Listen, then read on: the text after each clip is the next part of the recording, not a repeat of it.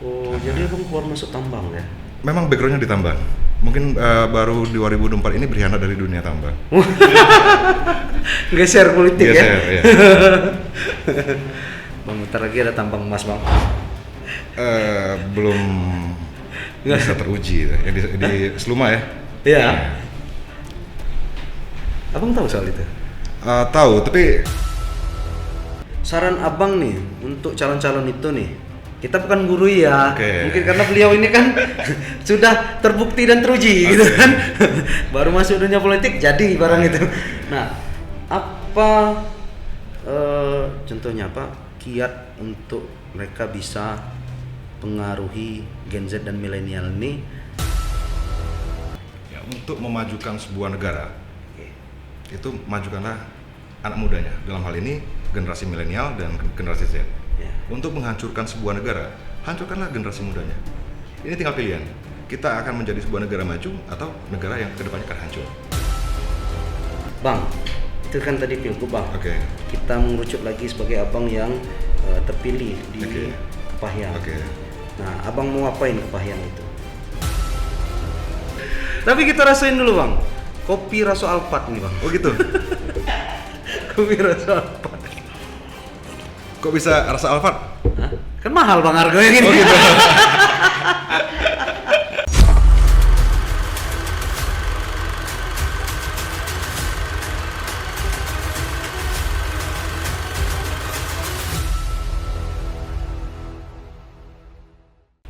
Bismillahirrahmanirrahim. Assalamualaikum warahmatullahi wabarakatuh. Waalaikumsalam warahmatullahi wabarakatuh. Kita balik lagi nongol di Bengkolen Times Podcast. Podcastnya yang gaspol. Nah, gasnya cek ini bang. Oh gitu ya. Ya. Kalau pakai jari-jari itu kelak dikira ini bang. Dukung siapa kelak katanya. Lagi kita cek ini kelak dikecek kita nomor 1. Alhamdulillah hari ini ya sesuai jadwal kita ketemu sama Bang Erwin, dan Bang Erwin ini salah satu request dari penonton live TikTok kita ini ya. Ada kalau yang dari ini kata dia apa? Bang, kalau mau ngomong pilkada dari anak muda coba undang Bang Erwin. Oh gitu ya. Dan alhamdulillah Bang Erwin hadir Ya. hari ini, dan beliau ini terpilih di pemilihan legislatif Betul. 2024 Betul. di Kepahyang Bang, Di ya. Kabupaten Kepahyang. Nah, cerita dikit Bang. Yang 2024 Oh gitu, baik. Oke. Sebenarnya untuk di Pileg 2024 itu sedikit prematur karena baru ada rencana untuk maju ke Pileg itu di 2022 akhir. oh 2022 akhir karena waktu itu kan ada pertama keresahan di pemikiran pribadi dengan kondisi Kepahyang dan mungkin Bengkulu yang agak stagnan dan dibandingkan dengan daerah lain kita akui harus bahwa kita sedikit banyak tertinggal. Dan kemudian ada beberapa dorongan dari teman-teman terutama kaum milenial untuk saya mencoba maju ke Pileg dan alhamdulillah berhasil. berhasil. Berhasil. Nah, ini yang menarik ini. Ini mungkin sebuah inspirasi untuk terutama yang ngomong sekarang ini ya. Oh gitu ya. Banyak disuruh nyalon lah, tapi saya nggak pikiran ke sana. Oh gitu. Belum kepikiran kenapa harus turun gelanggang ke politik. Nah, ini kita nanti tanyakan ke Bang Erwin ya. Siap. Tema kita hari ini, kenapa saya undang beliau ya? Seperti beliau sampaikan tadi, ada desakan dari Gen milenial dan Gen Z. Artinya apa? Nah, selama ini yang bilang anak muda itu nggak melek politik, terbantahkan dengan jadinya seorang Erwin Agustinus Bang. Ya benar. Maju di gelanggang politik dan beliau berhasil duduk menjadi salah satu wakil rakyat untuk Kabupaten Kepahyang. Nah, tapi kita kenalan dulu nih. Bang Erwin. Siap. Nah, sejarahnya dulu. Dari mana nih? Dari Hong Kong boleh. Oke. Lahir di mana, Bang? Lahir di Kepahyang. Lahir di Lahir di Kepahyang. Kepahyang di tahun 1944. Oke. SD itu di Kepahyang, tepatnya di SD 02 Kepahyang. Melanjutkan SMP di Kota Curug, di Rejang Lebong, SMP 1, SMA-nya Seberangan, SMA 1, dan di tahun 2023 kuliah di Jogja di Universitas Pembangunan Nasional jurusan Teknik Pertambangan. Oh, sama-sama lulusan Jogja gitu. Oh, Jogja juga. Jogja di Iya. mana? Saya di UMY sama UIN dulu kuliahnya. Oh, Sunan Kalijaga. Sunan Kalijaga. Oke. UMY yang di Ring Road atau di Di Ring Road. Oh, di Ring Road ya. Di Ring Road. Kita sama lulusan sama Pak Roy Dinersa ya. Oh gitu ya. UGM beliau ya. UGM beliau. Sama-sama alumni Jogja juga sama Pak Jokowi. Jokowi, kehutanan ya. Dulu kuliah di Jogja, terus lanjut. Tamat dari Jogja tahun 2007 itu ke Kalimantan Tengah. Oh, di Kalimantan Tengah di ya? Kabupaten Kapuas. Oke. Tahun 2008 pindah ke Papua karena waktu itu kan ada salah satu kontraktornya Freeport, PT Redfat, sempat sampai tahun 2009. Kendalanya bukan kendala administrasi maupun teknik, tapi kendala kesehatan. Nah, karena waktu itu kan di Redfat kita bekerja di ketinggian tinggi, ada tekanan temperatur, suhunya luar biasa dingin dan sempat mengidap paru-paru basah. Waduh. Jadi tahun 2009 itu sempat ke Maluku Utara sebentar, di Halmahera, nggak nyampe setengah tahun ke Jambi. Ke Jambi. Terus di tahun 2012 balik kampung ke Bengkulu. Balik kampung ke Bengkulu, pernah beberapa perusahaan yang bergabung, itu salah satunya IBP, Inti Bara Perdana, di Tebak Peranjung sampai tahun 2017. 2018 ke Kalimantan Selatan, 2019 sampai Prapileg itu di Kalimantan Barat. Jadi abang keluar masuk tambang ya? Memang backgroundnya di tambang. Mungkin baru 2024 ini berkhianat dari dunia tambang. Geser politik ya. Bang, bentar lagi ada tambang emas bang. Belum bisa teruji ya di Seluma ya. Iya. Abang tahu soal itu? Tahu, tapi karena secara teknis itu belum bisa dikatakan memiliki sumber daya atau cadangan ya, karena prosesnya masih sangat panjang, belum tentu dalam 5-10 tahun itu selesai proses eksplorasinya. Bahwa dikatakan cadangannya lebih dari Freeport, itu belum ada data teknis yang bisa kita majukan itu. Dari kuci gini. Tapi bukan berarti tidak ada potensi, karena secara teknis ada salah satu secara geologi namanya sesar semangka. Sesar semangka itu dari arah Lebong, memang menjalurnya ke arah Bengkulu Selatan. Itu memang salah satu secara geologi itu pembawa mineral emas. Tapi untuk menentukan ada atau tidak, banyak atau tidaknya, perlu kajian yang lebih mendalam lagi. Harus dikaji lagi. Betul. Ya? Harus ada namanya eksplorasi, harus ada namanya sertifikasi baik nasional seperti SNI maupun internasional seperti GORC. Itu baru diakui secara teknis. Tapi kalau untuk saat ini, ya menurut saya belum ada data yang bisa disajikan secara teknis sih. Secara teknis belum ada. Wah, saya nggak nyangka ketemu orang tambang di sini. Tahu pula soal masuk di Seluma ya. Karena itu pernah satu kejadian itu di Kalimantan Tengah, di Kuala Kurun. Sampai nama daerahnya itu Gunung Mas. Itu kan pernah ada isu bahwa di sana cadangan emas luar biasa banyak. Tetapi setelah dieksplorasi secara mendetail, ada tapi tidak signifikan. Enggak signifikan. Makanya menurut saya sih terkait adanya isu cadangan emas yang ada di Seluma, itu layak kita untuk kaji lebih mendalam, tapi bukan menjadi dasar untuk mengatakan bahwa di sana cadangan emasnya sudah banyak. Itu belum tentu. Sudah banyak. Tentu. Karena enak ditambang bang. Kenapa? Enak, bang? iya. Kenapa tersesat ke politik? Pada dasarnya sih, katakanlah sampai tahun 2022 saya sangat anti politik ya. Sama kita bang. Betul. Makanya waktu ditanya selama ini milih kemana, ya saya jawab bahwa terakhir milih itu waktu kelas 6 SD, milih ketua kelas. Habis itu nggak pernah ikut pileg, pilkada ataupun pilpres, nggak pernah ikut. Nah, karena ada rasa kekecewaan, rasa ketidakpedulian dengan sistem yang udah ada selama ini.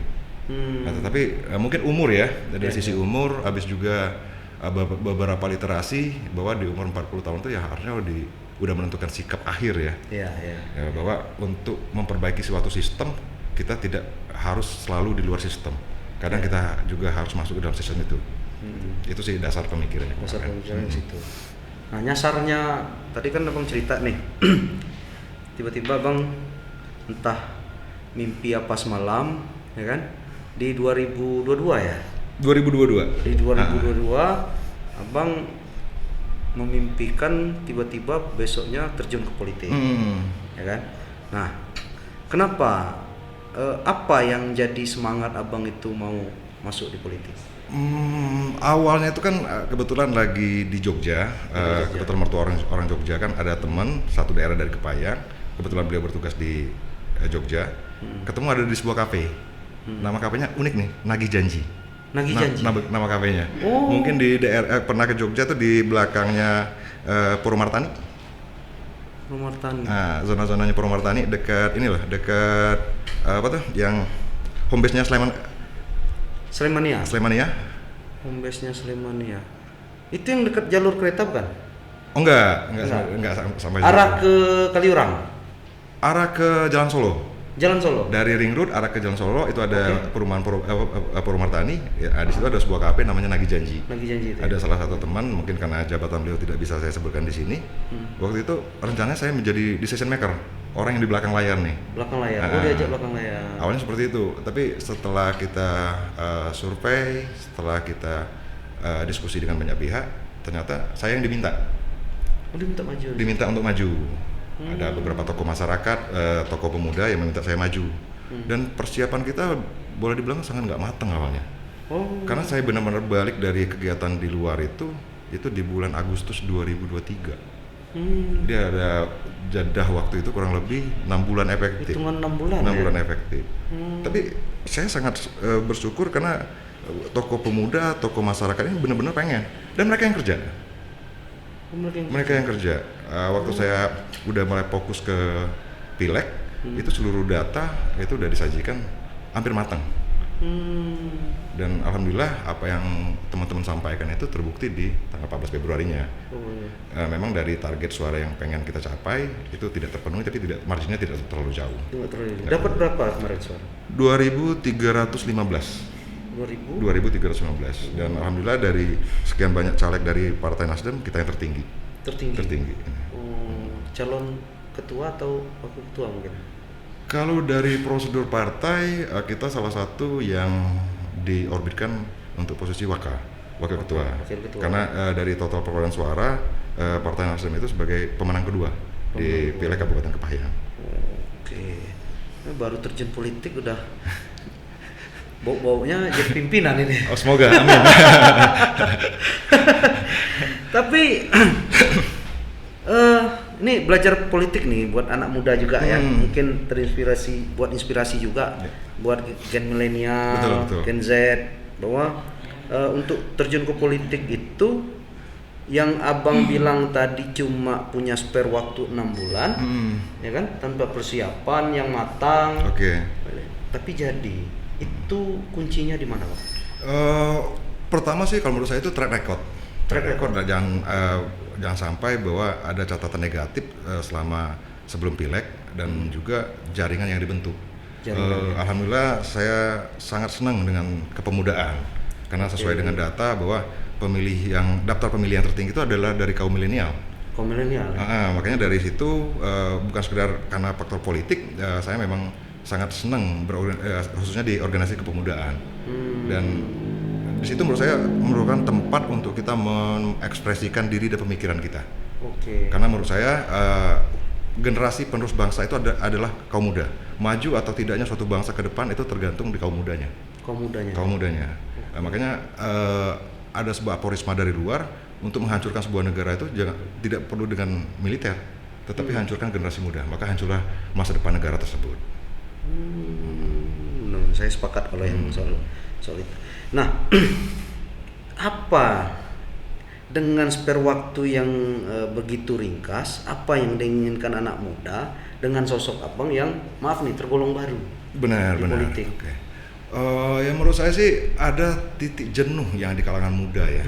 Kalangan muda di mana by data juga dari jumlah pemilih aktif itu sangat besar, mungkin di atas 50%, tetapi yang datang ke TPS itu sangat sedikit. Karena ada rasa titik jenuh dengan sistem yang ada rasa ketidakpercayaan dengan calon-calon yang ada mungkin, dan ini yang sebenarnya harus kita olah.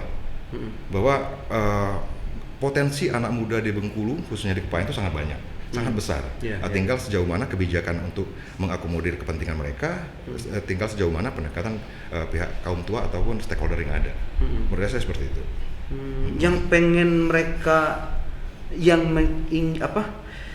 yang benar-benar mereka inginkan tuh apa, anak muda terutama di Kepahyang? Ya, menurut saya sih, kalau kebetulan saya ada salah satu organisasi namanya Naskarta nih. Ini singkatan dari beberapa desa, Nanti Agung, Sinar Gunung, Karangtengah, dan Tapak Gedung. Dan mereka ini pengen wadah untuk olahraga, untuk seni. Dan itu umurnya masih pendek banget. Itu belum di 2 tahun, tetapi prestasinya luar biasa banyak. Baik di tingkat kabupaten, tingkat kecamatan, bahkan di tingkat provinsi. Dan menurut saya sebenarnya seluruh anak muda kita adalah anak-anak muda yang pintar, yang mempunyai potensi. Tinggal sejauh mana kita mengakomodir mereka untuk berkarya. Menurut saya seperti itu. Dan ini sudah saya lakukan dengan waktu yang sangat singkat, kurang lebih 2 tahun. Prestasi anak-anak udah luar biasa. Benar. Nah, jadi menurut saya sih untuk memajukan daerah kita, baik di Kabupaten Kepahyang dan Provinsi Bengkulu, kita berikan ruang berkarya yang lebih besar untuk adik-adik kita. Menurut saya seperti itu. Lebih banyak di olahraga, seni. Juga. Dan ada beberapa wacana untuk membuat semacam bidang usaha sendiri. UMKM untuk mengalir sarjana-sarjana yang belum dapat kerjaan nih. Iya, nampung. Pantesan saya tuh kadang mungkin akses mereka untuk olahraga di sana ada, tapi lebih suka mungkin nggak banyak, mungkin ya ini. Saya sering tuh main badminton lawan orang Payang. Oh gitu, badminton. Jadi malam ini main misalnya gitu kan, dia sore itu dari Payang tuh bang. Berangkat dari Payang. Memang pengen main itu loh, pengen gitu kan. Saya nanya apa nggak seramai ini badminton di Payang? Iklim kompetisi mungkin. Itu ya. Itu yang ini. Jadi mereka kadang datang Bengkulu, ada turnamen tuh di Bengkulu. Oh gitu. Datang ke Bengkulu. Saya mikir apa nggak ada turnamen di Kepahyang. Ini gitu kan. Ya bisa jadi seperti itu, salah satu contoh konkret ya. Iya. Padahal jago-jago mereka mainnya. Iya bang, jago-jago mereka mainnya. Benar. Nah, berarti abang bisa baca peluang itu ya dari keinginan Gen Z dan milenial. Betul. Nah kita ke ininya bang. Ini kalau data kita nggak lihat survei ya dari partai atau ini. Ini kami belum 2 bulan gitu ya aktif di TikTok ya. Aktif di TikTok belum 2 bulan, tapi ternyata responnya cukup besar dari masyarakat ketika kita bicara Pilkada 2024. Nah, data yang kami punya itu kan ada trafficnya tuh. Trafficnya. Kami bicara politik, bicara Pilkada, ternyata anak milenial itu sampai 60% bang yang menikmati dan menonton apa yang kami sajikan tentang politik Bengkulu. Gitu. Cukup interest ya. Banyak. Umur 25 sampai 50 itu di angka 60%. Masuk kategori milenial ini ya. Milenial yang lahir 80-an ke atas, 90-an gitu kan. Yang Gen Z ini kan 20-an ke atas gitu kan. Nah, Gen Z-nya ini memang kecil tapi tidak bisa dibilang kecil banget, ada pengaruhnya juga. Hampir dari 16% sampai 20%. Dan ternyata untuk generasi di atas ya, bukan termasuk Gen Z pada 50 ke atas, 45 sampai 60 sampai 7, itu ada di angka 20%-an, 25% sampai 30%. Nah, balik nih, saya tertarik kemarin kenapa ada yang minta abang untuk dihadirkan ke sini. Karena menurut penonton abang salah satu implementasi atau semacam keterwakilannya anak muda nih yang terjun di politik. Nah, abang memandang untuk Pilkada 2024 nanti sejauh apa peran dan pengaruh milenial dan Gen Z ini untuk menentukan siapa pemimpinnya 2024 nanti? Ya, menurut saya sih pengaruh yang paling besar itu ya di generasi milenium dan milenial dan generasi Z. Karena mungkin dari total pemilih aktif mereka di atas 60% saya rasa. Seperti itu. Untuk menentukan menang atau tidaknya seseorang di pilkada ya tergantung seberapa besar mereka bisa mempengaruhi generasi milenial dan generasi Z tadi. Menurut saya seperti itu. Karena Kalau untuk generasi Z atau pemilih pemula itu masih bisa dipengaruhi oleh orang tua, teman mungkin. Tapi kalau untuk generasi milenial mereka udah punya pemikiran tersendiri. Oke. Kalau menurut saya sih kata kuncinya di pemilih milenial. Betul. Ya. Mereka bisa punya prinsip. Mereka sudah punya prinsip, mereka sudah punya pemikiran tersendiri. Ya kadang apa yang dipikirkan oleh anak muda itu tidak dipikirkan oleh kita yang tua-tua. Nah, karena mereka ada berbagai macam informasi yang mereka dapat baik dari medsos, dari diskusi mungkin, dan para yang tua-tua mungkin belum terlalu menggunakan medsos sebagai sarana informasi. Ya. Karena belajar dari Pilpres itu ternyata yang milih dari kalangan Gen Z dan milenial itu 60% lebih juga. 60% ya? 60% lebih juga. Dan itu jadi kemenangannya di Pak Prabowo dan Gibran. 01 ya? 02. Oh, 02 ya? 02. Oke gas itu. Semua ya. Nah ternyata, nah sekarang kan belajar dari Bang Erwin nih. Oke. Bang Erwin yang sudah pernah berkontestasi di pemilihan legislatif. Nah, pandangan Abang dengan calon-calon yang ada nih. Utamanya kita umumkan dulu deh, lebih umum nih lingkupnya untuk Pilgub. Nah, sejauh mana menurut Abang dari kita nggak nyebut merek ya? Kita nggak nyebut merek, dari yang nyalon Pilgub itu sejauh apa mereka sudah bisa mempengaruhi milenial dan Gen Z? Ya seperti yang data yang kita sampaikan tadi bahwa pemilih milenial dan generasi Z itu persentasenya cukup tinggi. Kalau untuk saat ini ada salah satu kandidat mungkin menurut saya itu sudah menyentuh di pemilih pemula dan pemilih milenial. Dan saya lihat sih kandidat yang satu lagi mulai bergerak ke arah situ nih. Baru mulai bergerak ke arah situ. Dan penentu pemenangan di Pilgub nanti ya menurut saya tetap generasi milenial. Dengan sejauh mana mereka bisa memberikan rasa interest ke pihak kaum milenial ini. Saran Abang nih untuk calon-calon itu nih, kita bukan guru ya, mungkin karena beliau ini kan sudah terbukti dan teruji gitu kan, baru masuk dunia politik jadi barang itu. Nah, apa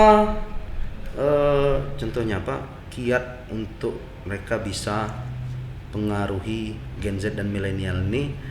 Misalnya seharusnya calon itu jual apa nih ke mereka? Tanda kutip.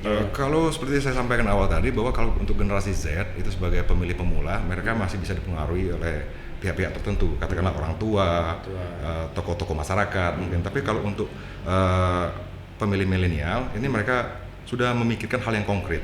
Karena mereka butuh ruang untuk berkarya, baik itu untuk tempat kerja, tempat untuk mereka berorganisasi. Dan menurut saya kalau seandainya pengen menyentuh kaum milenial secara konkret, itu yang kita dibutuhkan apa? Ya, peluang untuk berkarya. Peluang untuk berkarya. Baik itu dari sisi kepemerintahan maupun dari pihak swasta.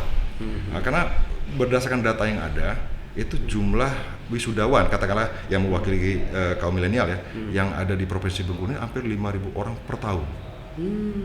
Sedangkan untuk yang langsung bisa bekerja fresh graduate nggak nyampe 10%. Nggak nyampe di 500 orang. Artinya kan ada margin yang sangat besar, 4.500 anak-anak muda kita yang notabene-nya sudah bergelar sarjana itu belum mendapatkan tempat untuk mereka berkarya.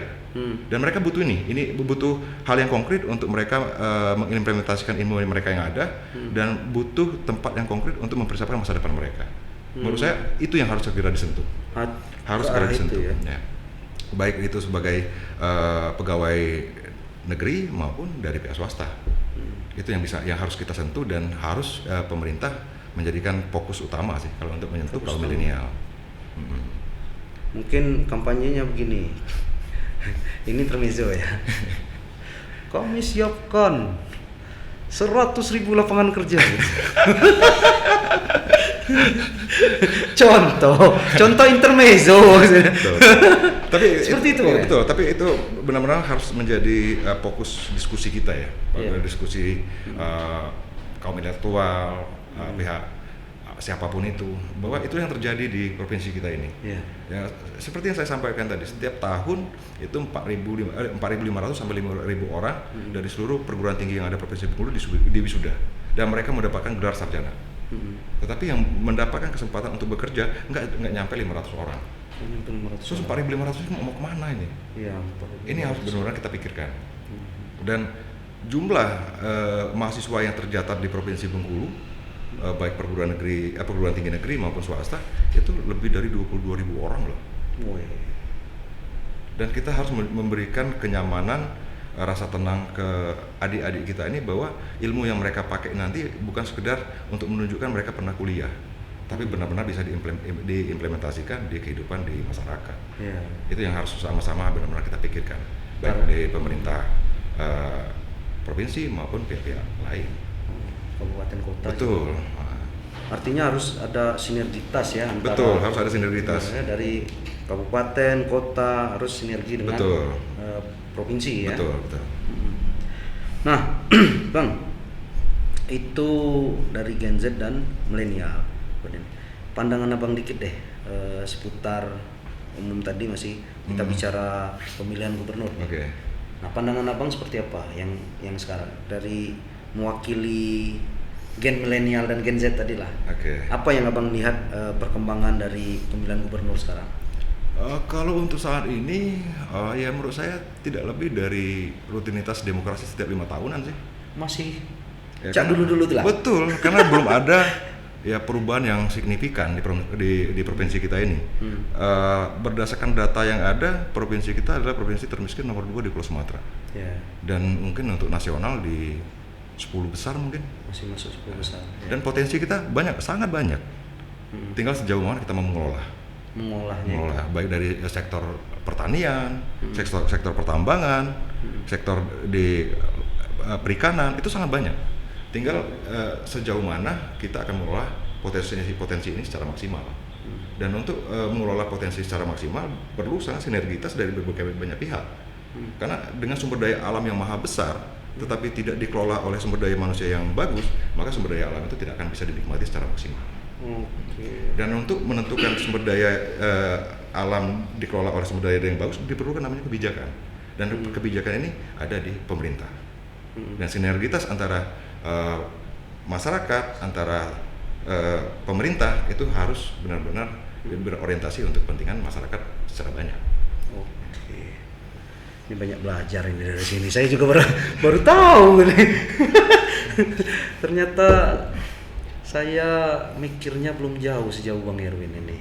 Bang, itu kan tadi pilgub, Bang. Oke. Kita mengerucut lagi sebagai abang yang terpilih di Kepahyang. Oke. Nah, abang mau apain Kepahyang itu? Yang jelas harus ada perubahan di Kepahyang. Ada perubahan. Dan pada tahun ini tingkat ekonomi masyarakat itu lumayan meningkat. Dan kalau boleh saya jujur, itu tidak ada kontribusi pemerintah. Karena kebetulan kopi lagi mahal. Karena musibah alam di Brazil dan Vietnam itu yang berpengaruh. Oh itu. Musibah apa di sana? Pertanian kopi di Brazil gagal total tahun ini. Dan sebagai eksportir terbesar di dunia, ya harga pasaran itu sangat berpengaruh. Iya. Ya menurut saya seperti itu. Dan ada sebuah masalah tradisional sih menurut saya. Ya katakanlah 80% bahwa masyarakat Kepahyang itu adalah masyarakat petani. Iya. Kedepannya dengan bertambahnya jumlah penduduk, jumlah daerah pertanian, tanah pertanian itu semakin menyempit. Ya. Apa sih yang akan kita persiapkan untuk mereka? Apa sih yang akan kita lakukan untuk petani-petani kita ke depannya? Ya mungkin dengan luas tanah yang saat ini ada, rata-rata setiap kepala keluarga itu mempunyai 1 hektar tanah yang untuk digarap jadi lahan pertanian. Mungkin ke depannya dengan anak 3 dibagi 3. Yeah. Dengan produktivitas yang rendah, gimana mereka bisa memenuhi biaya hidup mereka? Yeah. Bisa hidup bisa, tapi nggak boleh sakit, nggak boleh sekolah tinggi. Dan itu sudah sangat tidak relevan lagi dengan kondisi yang ada saat ini. Bahwa pendidikan, kesehatan itu bukan lagi kebutuhan sekunder, dan itu adalah kebutuhan primer. Dan itu yang pemerintah kedepannya harus hadir, baik di Pilkada Kepahyang maupun di Provinsi Bengkulu. Karena dari tingkat provinsi pun masyarakat yang terdata sebagai petani itu saya sangat yakin itu adalah persentase yang paling besar. Besar ya. Betul. Itu tadi nggak bisa sekolah, nggak boleh sakit, nggak bisa apalagi hidup mewah apa ini gitu kan. Betul. Yang parah lagi nanti nggak baca beli kuota belum lagi. Dah ada yang nonton kita juga. Tapi kita rasain dulu bang, kopi rasa Alphard ini bang. Oh gitu. Kopi rasa Alphard. Kok bisa rasa Alphard? Hah? Kan mahal bang harganya gini. Oh gitu. Jadi ada di TikTok itu kan, apa yang nenek-nenek itu, yang orang ini ya, Sumsel ya. Nekno. Ah, Nekno itu. Wah, kopi banyak. Apa? Jangan sombong. Pajak sombong. Lagi naik harga kopi, lucu memang Nekno itu. Moga Nekno itu sehat selalu ya. Amin. Menghibur dia. Bang, untuk Payang sendiri nih. Oke. Tadi abang bilang banyaklah soal pertanian apa ini, tapi kurangnya peran pemerintah karena kebetulan aja Brazil sedang tidak baik-baik saja ya kan, sehingga dia yang sebagai ya kopi nomor 1 ya, Betul. distributor apa ininya, penghasil kopi nomor 1, imbasnya ke Indonesia. Jadi orang-orang petani kopi apa ini yang apa pengusaha kopi ini lagi berbahagia semua gitu kan. Nah itu kan karena kondisi yang bukan karena kreasi. Betul. Sepakat. Apa nih masukan abang biar nggak hanya petani kopi, bisa juga petani lainnya, terus apapun yang di ini, terutama kan kalau di kabupaten ini kan beda nih kayak kota. Betul. Ya kan, penghasilan mereka ini lebih banyak ya gimana daerah di kabupaten itu bisa berkembang dengan kreasi-kreasi yang ada, dengan sumber daya alam yang mereka punya. Apa nih yang di dalam pikiran abang itu? Oke, yang pertama sebagai sektor utama di Kepayang itu kan pertanian, dan itu adalah pertanian kopi. Ya kita harus meningkatkan produktivitas. Produktivitas. Dari pengamatan yang ada, untuk produktivitas kopi di Kepayang itu sangat rendah. Masih rendah? 1 hektar itu berkisar di 1 ton. Oke. Sedangkan di Brazil, kita anggap sebagai negara dengan pertanian kopi yang maju, itu 1 hektar itu bisa sampai 3 sampai 4 ton.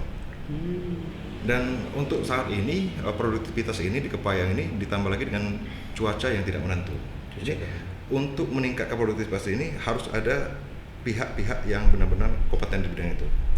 Misalnya nih, katakanlah di Dinas Pertanian Kepayang ini mengundang ahli di bidang pertanian kopi untuk mengimplementasikan ilmu yang ada di pertanian kopi Kepayang. Itu menurut saya seperti itu yang harus dilakukan. Dan selain itu juga di Kepayang itu potensi untuk pariwisata lumayan tinggi. Pariwisatanya. Di Kepayang itu memiliki kebun teh mungkin satu-satunya di Provinsi Bengkulu ya. Habis itu juga daerah pegunungan yang sejuk, air terjun yang banyak di Kepayang, dan apabila dikelola secara maksimal, ini akan menjadi destinasi wisata yang luar biasa. Dan ini harus disentuh dengan pola yang benar. Jangan dibiarkan masyarakat ini bergerak secara tersendiri. Karena dengan adanya kebijakan, maka kebijakan itu akan bersifat bukan terhadap individu, tetapi kebijakan terhadap seluruh masyarakat yang ada di kabupaten. Katakanlah di Kecamatan Kabawetan itu potensinya di sektor pariwisata. Pariwisata ya. Kita fokuskan di pariwisata di Kecamatan Kabawetan. Di Kecamatan Muarakemungu misalnya itu di sektor pertanian, dan pemerintah harus hadir di sektor pertanian. Sehingga kebijakan yang ada adalah kebijakan yang tepat guna. Menurut saya seperti itu. Nah, ini agak menarik karena kemarin kami sempat ngundang, tapi boleh bahas ya, saya sebut merek. Oke. Bang Windra sempat sini. Siap. Bang Windra sempat sini, dan saya lihat ya Bang Windra orangnya muda, Bang Erwin masih muda. Siap. Nah, pandangan abang nih, harapannya ini langsung ke partai kan, karena abang juga orang di partai, satu partai nih sama Bang Windra. Apa di pemikiran muda Nasdem ini untuk memajukan Kepayang? Oke, ya ini saya bahas sekalian terkait pilkada Kepayang ya. Menurut saya dengan kandidat-kandidat yang ada saat ini, mereka itu tetap adalah putra-putri terbaik Kepayang. Pak Nata misalnya, beliau selain juga pengusaha, beliau juga terlibat ke dunia politik itu udah cukup lama. Beliau pernah menjabat sebagai ketua DPR, beliau pernah sampai saat ini menjabat sebagai wakil bupati. Menurut saya pengalamannya udah luar biasa. Dan kandidat berikutnya Riri Damayanti. Ya menurut saya dengan usia yang sangat muda, beliau ini udah menjadi senator di Senayan, itu prestasi yang luar biasa. Dan terakhir ada Windra Purnawan. Menurut saya ini sebuah fenomena nih. Sebuah fenomena karena beliau itu bukan berasal dari keluarga yang mapan, beliau bukan dari keluarga politikus, tetapi beliau hadir dengan waktu yang cukup pendek menurut saya di dunia politik di Kepahyang. Beliau hadir di Kepahyang itu pertama sebagai penyelenggara KPU. Habis itu di 2014 itu ya. Habis itu di 2019 beliau maju ke legislatif dengan perolehan suara terbanyak. Beliau langsung menjadi ketua DPR dan untuk saat ini beliau maju ke pilkada. Dan perlu kita ingat, sebelum maju ke pilkada ini waktu Pileg 2024 beliau salah satu yang terpilih di provinsi. Di saat yang lain ngambil titik aman mungkin. Ini jabatan prestisius loh, DPRD provinsi. Beliau tinggalkan. Beliau tinggalkan untuk maju ke pilkada dengan konsekuensi menurut saya tidak kecil. Kenapa? Karena ada sebuah motivasi beliau. Karena yang seperti yang saya sampaikan tadi, beliau berasal dari keluarga yang katakanlah tidak mapan. Beliau pengen memperbaiki kondisi. Jangan sampai generasi berikutnya ini mengalami seperti apa yang beliau dia nenteng waktu SD nenteng sepatu ya. Betul. Lewat tengah sawah ya. Dari sawah. Dari sawah. Dari sawah. Waktu kuliah SMA, beliau cuci mobil. Dan itu sampai saat ini banyak teman-teman yang mengatakan memverifikasi cerita beliau itu, teman-teman beliau waktu masa kecil menyampaikan itu. Oh itu Windra, itu teman saya cuci mobil dulu loh. Benar, terverifikasi. Dan menurut saya ini sebuah fenomena. Mungkin sebagian orang dengan pencapaian menjadi anggota DPRD provinsi itu adalah sebuah prestasi prestisius, beliau korbankan. Ya untuk apa? Ya untuk masyarakat. Karena beliau sebagai orang yang berasal dari grassroots, ya pengen memperbaiki kondisi Kepahyang. Menurut saya seperti itu, dengan tidak menyampaikan bahwa kandidat lainnya adalah putra-putri terbaik Kepahyang. Wah, jadi kapan ya bisa ngundang Bang Erwin lagi nanti ya? Nanti lah kalau udah, soal lain ya. Tapi boleh lah nanti kita ngobrol-ngobrol soal pilkada Kepahyang juga. Kapan kami bisa ini Bang ya? Siap. Waktu mungkin udah berjalan masa kampanye, udah ini nanti mohon izin Bang nanti datang lagi Bang ya. Siap, anytime.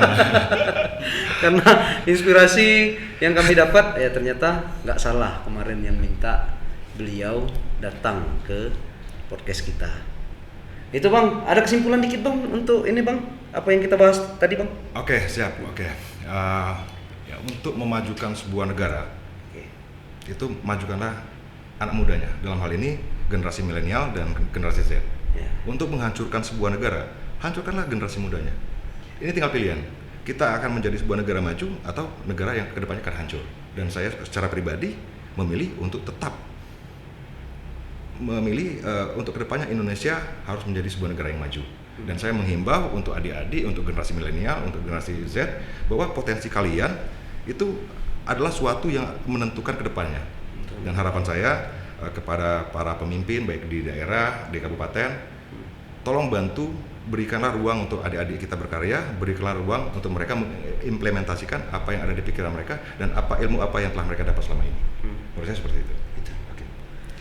Makasih banyak Bang inspirasinya. Ya mudah-mudahan ketika Bang duduk sebagai legislatif ya di Kepahyang bisa memberikan apa yang diharapkan Gen Z dan milenial. Amin. Dan juga tidak melupakan gen yang amin. Lebih dari itu. Selamat berjuang Bang. Siap. Salam sama warga Kepahyang. Oke, siap. Itu tadi podcast kita. Ya, kami tepati janji kalau misalnya ada request kami tampung. Itu masih banyak tuh jadwal itu. Oh gitu ya. Doni Hasan, Meriani, Mian, Kopli, Teddy Sluma, Riri Damayanti. Waiting list lumayan ya? Ya, Fikri. Nah besok kalau dari politisi ada Wan Sui. Itu calon pilwakot ya, itu ya. Untuk calon pilwakot mendampingi Pak Dhani Hamdani. Ikutin terus Bongkalan Times Podcast podcast yang gaspol. Bila itu wal hidayah. Assalamualaikum warahmatullahi wabarakatuh. Waalaikumsalam warahmatullahi wabarakatuh.